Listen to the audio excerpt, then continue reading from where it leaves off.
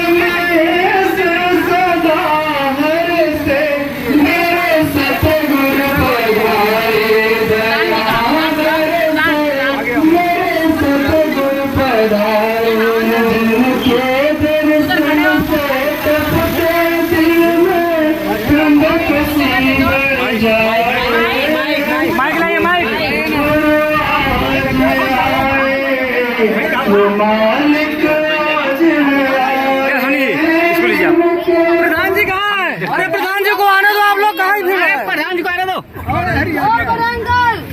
आओ आओ शांति से।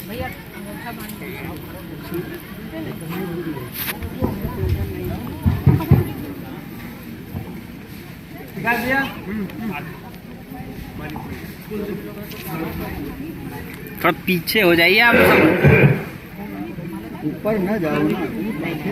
माननीय प्रधान जी राष्ट्रीय ध्वज को फहराएं।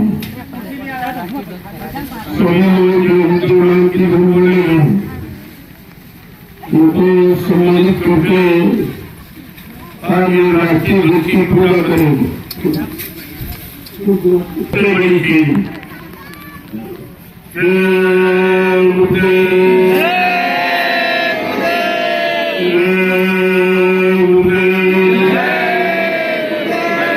माननीय जगदीश प्रसाद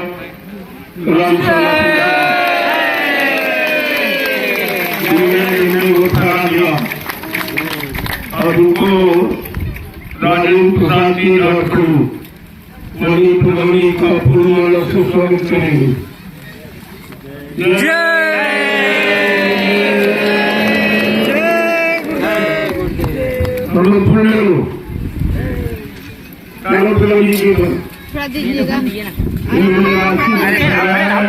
अरे थोड़ा सा उठा लो।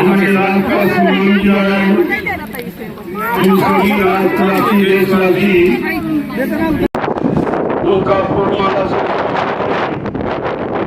इसी तरह देश वालों को चाहिए रांची दूत का सम्मान किस तरह होता है ये अभी लोगों को मालूम नहीं है। मैंने आज ये प्रक्रिया पूरी करके सारे हिंदुस्तान के लोगों के दिल में राष्ट्र प्रेम राष्ट्रभक्ति का ये प्रमाण मैंने प्रस्तुत किया। आज ये जय गुरुदेव आध्यात्मिक ज्ञानाश्रम में राष्ट्रीय ध्वज फहराया गया, जो सारे हिंदुस्तान के लिए एक बहुत बड़ी चीज है, क्योंकि राष्ट्रीय ध्वज का सम्मान हम सब राष्ट्र के रहने वाले सभी राष्ट्रप्रेमी देश प्रेमियों को करना चाहिए। ये झंडा किसी आर्टी पार्टी का नहीं है, ये हमारे राष्ट्र का सम्मान है। इसलिए हम सब लोग राष्ट्र का सम्मान करते हुए माननीय जगदीश प्रसाद ग्राम प्रधान के द्वारा ये झंडे को फहराया गया, ये सारे हिंदुस्तान में पहुंच जाएगा। जय गुरुदेव, जय गुरुदेव, जय गुरुदेव। नाम किसका?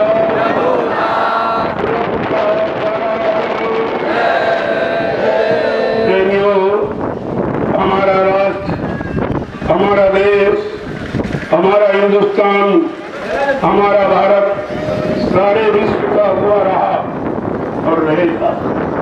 ऐसी हम लोगों के अंदर कामना है और ऐसी भूखा व्यवस्था बनाई जा रही है कि एक दिन सारा विश्व यानी भारत के सामने नतमस्तक हो जाएगा, क्योंकि भारत गुरुओं का देश है, संतों का देश है, अवतारी शक्तियों का देश है, ऋषि मुनियों का देश है।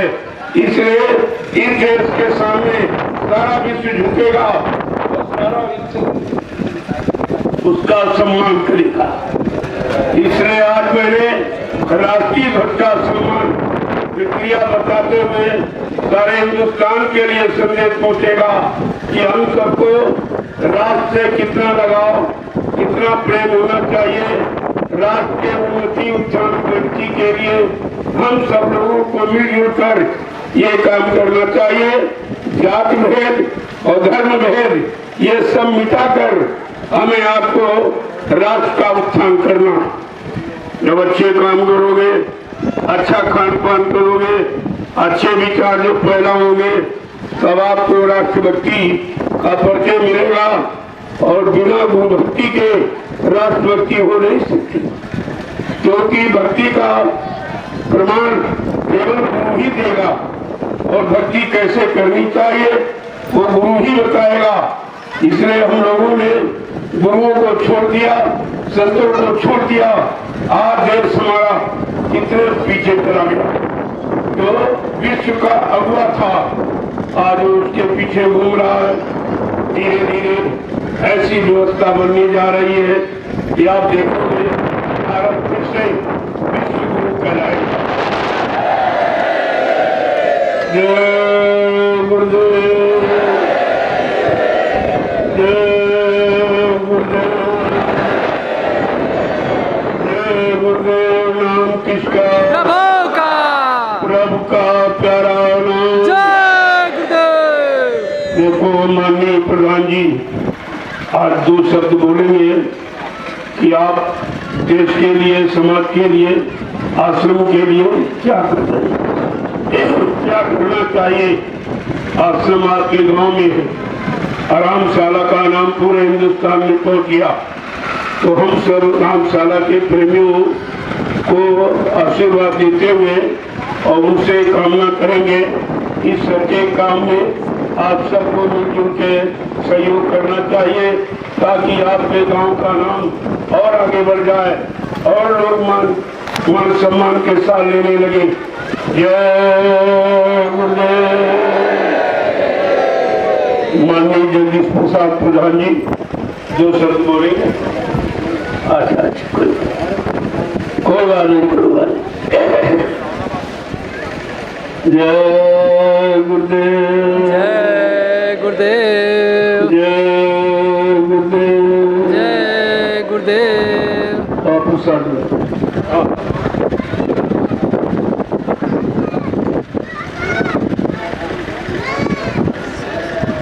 सर्वप्रथम परम पूज्य स्वामी जी के चरणों में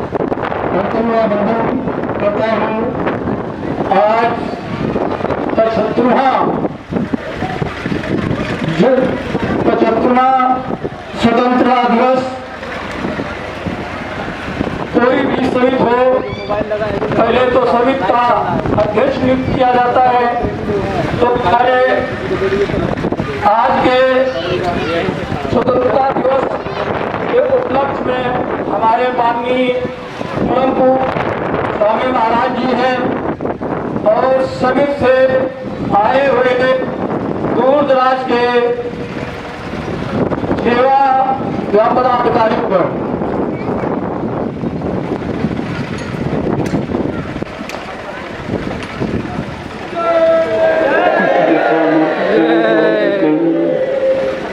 ये राष्ट्रीय पर्व आज राष्ट्रीय ध्वज को आकर हमें प्रमाण प्रस्तुत कर रहे हैं राष्ट्र के सम्मान का। ये ध्वज संपूर्ण राष्ट्र के प्रेमियों के लिए, संपूर्ण राष्ट्र के अंदर रहने वाले जीवों के लिए है। ध्वज किसी आर्थिक पार्टी का नहीं है। ये तो हमारे राष्ट्र की महिमा गर्मा है, क्योंकि झंडा अधिकार का प्रतीक होता है। आज ये झंडा फहराकर हम साबित कर रहे हैं कि हमारा देश एकजुट होकर सभी मजहब धर्मों को छोड़कर केवल राष्ट्रभक्ति को साथ में लेकर के हमें आज सबको राष्ट्र के लिए ये कार्य करने चाहिए, जिससे राष्ट्र में रहने वाले प्रेमियों को सच्ची सुख शांति मिले। चलो आप लोग राष्ट्र के हित में, देश के हित में संदेश दिया जाएगा। सारे राष्ट्र के प्रेमियों को समझना चाहिए और जिम्मेदारों को भी इस पर ध्यान देना चाहिए कि राष्ट्रीय ध्वज का सम्मान कैसे होगा। कितना बड़ा सम्मान है, अभी आपने उसको समझा नहीं है। उस तरह से हमको ये काम करना पड़ा, लोगों के सामने राष्ट्रीय ध्वज का सम्मान प्रमाणित करना पड़ा कि आप कैसे सम्मान करें। मैंने जो सम्मान किया है वो हिंदुस्तान में कोई नहीं करता। किसी को फिक्र नहीं, किसी को जानकारी नहीं, केवल डोरी खींच के झंडा फहरा देना ये काम नहीं है। इसके प्रति आपका संकल्प होना चाहिए, आपकी प्रतिज्ञा होनी चाहिए कि हम सब लोग जैसे एकजुट कर राष्ट्रीय ध्वज को फहराया, यानी राष्ट्रीय ध्वज का सम्मान हुआ, तो कर्म करने से सम्मान होगा, ये भाषणबाजी से सम्मान नहीं होगा। 70 साल की आजादी केवल भाषणों में चली गई और जिन लोगों को कुछ नहीं मिला। अब इस बात को, इस प्रक्रिया को आप बुला दीजिए, भाषण में करके अपना करनी में उतरो, और जब करनी करोगे, कर्तव्य करोगे, कर्म करोगे, तब तुम्हारा नाम हो जाएगा इतिहास में। इसलिए इतिहास की तरफ देखो, कलयुग का इतिहास बनने जा रहा, बनाने वाले परम संत बाबा रेणुकूट जी महाराज, जिन्होंने संकल्प लिया है, प्रतिज्ञा ली है विश्व को सच्ची सुख शांति देने की। केवल हिंदुस्तान ही नहीं, सारे विश्व को सुख शांति देने का जिन्होंने संकल्प लिया है, प्रतिज्ञा की है, आज वो राष्ट्रीय ध्वज के द्वारा हम आपको बताना चाहते हैं। राष्ट्रीय ध्वज का सम्मान करते हुए राष्ट्र के प्रति हमारा कैसा प्रेम होना चाहिए, कैसा लगाव होना चाहिए, क्या कर्तव्य होना चाहिए, क्या हमारा कर्म धर्म होना चाहिए, इस बात को समझना चाहिए।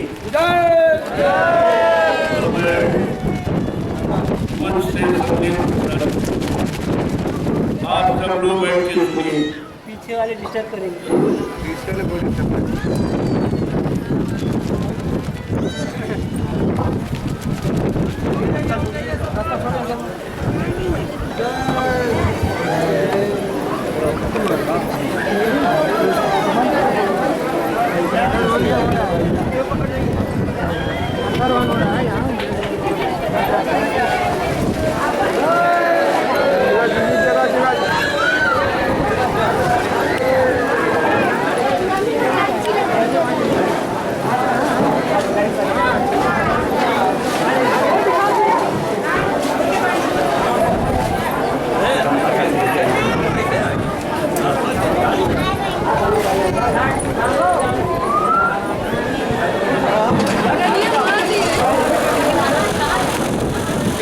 हिसाब से काम करो, औरों का भी हो जाए। साइड से खाली करो।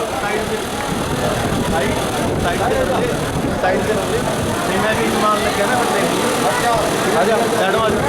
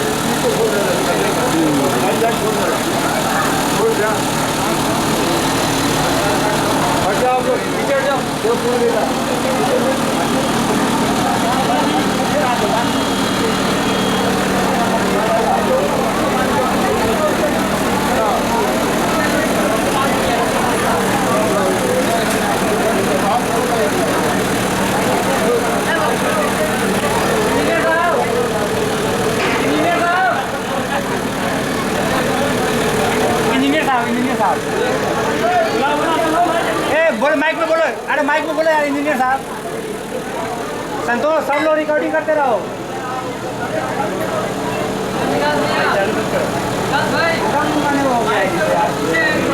इंजीनियर साहब बुला जल्दी। इंजीनियर साहब जहाँ तक हो मंच के करीब आए, हमारी यात्रा करें।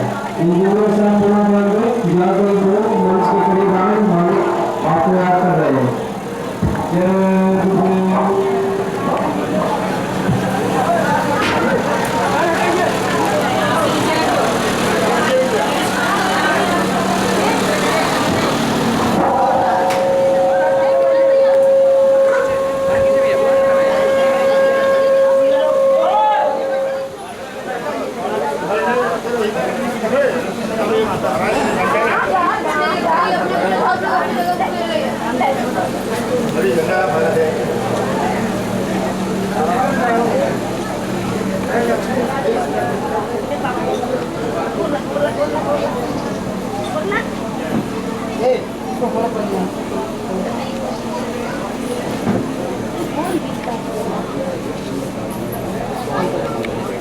देखो फिर रास्ता कौन उठाया?